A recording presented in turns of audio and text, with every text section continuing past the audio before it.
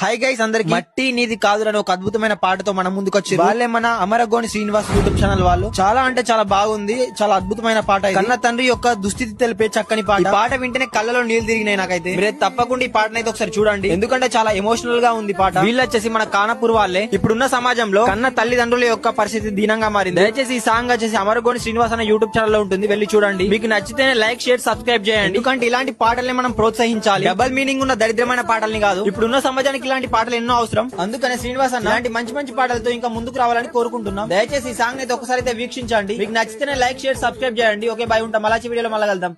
అందరికి నమస్కారము. ఈ బాబు వాళ్ళు ఒక పాట రాసిండ్రు, ఈ మట్టి నీది కాదురని తండ్రి గురించి. ఈ పాట నేను చూసిన బాగా ఇష్టమైంది నాకు పాట. ఈ రోజులల్లా కోడళ్ళు కొడుకులు తండ్రిని ఎట్లా చూసుకుంటుండ్రు అన్న విధంగా ఈ పాటలో ఉంది. ఈ పాట నేను మొత్తం విన్నా.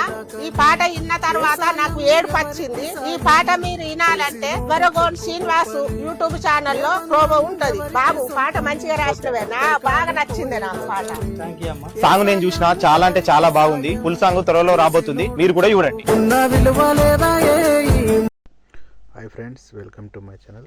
ఈ మట్టి నీది కాదురా ప్రోమో సాంగ్ అయితే రిలీజ్ అయింది. కింద చూడండి, ఇక్కడ లింక్ ఉంది. ఇక్కడ మనము యూట్యూబ్ ఛానల్ ఉంది. ఇదైతే బాగుంది, నాకైతే కళ్ళకి నచ్చినాయి. ఏంటంటే తల్లిదండ్రులు ఆస్తులు తీసుకొని బయటకు వెళ్ళగొడుతురు. ఈ సాంగ్ అలా ఉంది.